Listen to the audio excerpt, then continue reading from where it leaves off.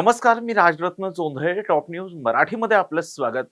काँग्रेसचे ज्येष्ठ नेते आणि महाराष्ट्र प्रदेश काँग्रेसचे उपाध्यक्ष हिदायत पटेल यांच्यावर अकोल्यात प्राणघातक हल्ला करण्यात आला, ज्यामध्ये उपचारादरम्यान त्यांचा दुर्दैवी मृत्यू झाला.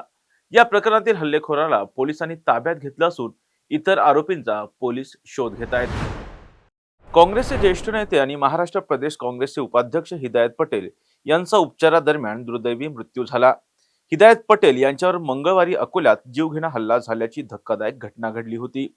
अकोट तालुक्यातल्या त्यांच्या मोहळा गावात हल्लेखोराने त्यांच्यावर हा जीवघेणा हल्ला केला होता. राजकीय आणि कौटुंबिक वादातून उबेद पटेल या तरुणानं हिदायत पटेल यांच्यावर हल्ला केला. त्यानंतर हा मारेकरी फरार झाला, परंतु संशयित आरोपी उबेद पटेलला रात्री पणस गावातील लोकांनी पकडून पोलिसांच्या स्वाधीन केलं. तर दुसरीकडे हिदायत पटेल यांच्या हत्येप्रकरणी एक मोठी अपडेट समोर आली आहे. हिदायत पटेल यांच्या हत्येप्रकरणी राजकीय नेत्यांचा हात असल्याचा आरोप आता त्यांच्या कुटुंबियांनी केलाय. हिदायत पटेल यांनीच आपल्याला याबाबतीत सांगितल्याचा दावा हिदायत पटेल यांच्या पुतण्यानी केलाय. जोपर्यंत इतर आरोपींना अटक केली जाणार नाही तोपर्यंत मृतदेह घेऊन जाणार नाही, अशी भूमिका हिदायत पटेल यांच्या कुटुंबियांनी घेतली.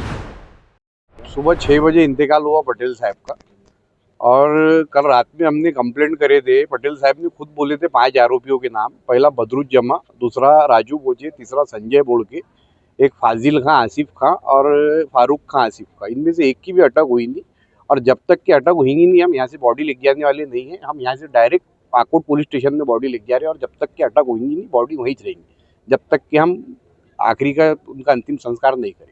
उनका आप जो नाम बता रहे हैं, उनका क्या रोल था इसके अंदर, क्यों ये उन्होंने पटेल साहब ने नाम बोले थे उनका, ये उनके बहुत दिनों से पीछे पड़े थे, बहुत सारे कारण भी है उसके, आपको सब पता चलेगा। ठीक। या प्रकरणी पोलिसांनी उशिरा रात्री हल्ला करणाऱ्या आरोपीला ताब्यात घेतलं.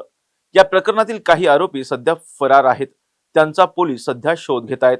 हा हल्ला पूर्व वैमनस्यातून आणि कौटुंबिक वादातून झाल्याचं प्राथमिक चौकशीत निष्पन्न झालंय. यामागचं आणखी काही कारण आहे का, याचा तपास सध्या पोलीस करतायत. हिदायत पटेल यांच्या कुटुंबियांनी काही राजकीय लोकांची नावं घेतली आहेत, त्यांचाही पोलीस सध्या शोध घेत आहेत. काल 2 वाजता घटना घडलेले. आता त्याच्यामध्ये हादियतुल्ला खान, बरकतुल्ला खान, काँग्रेस पक्षाची उपाध्यक्ष, जिल्हा उपाध्यक्ष, त्यांच्यावर कालू खान गंभीर जखमी केलेले होते शार्प वेपन वापरून. त्यांना आपण ताब्यात घेतलेले आहे.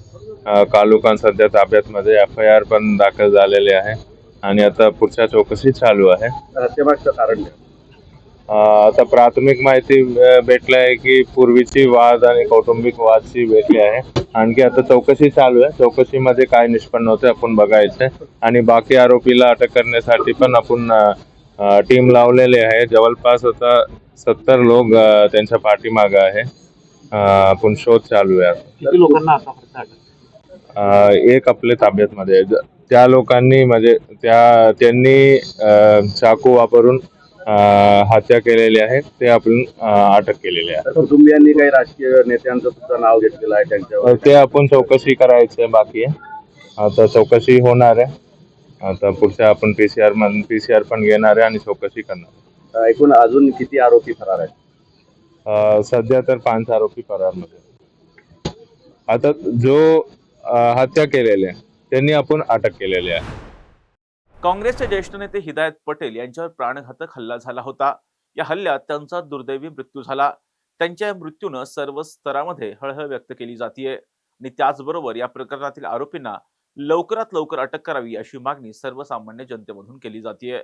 अशाच महत्त्वपूर्ण बातम्यांसाठी पाहत राहा टॉप न्यूज मराठी. आपला महाराष्ट्र, आपली बातमी.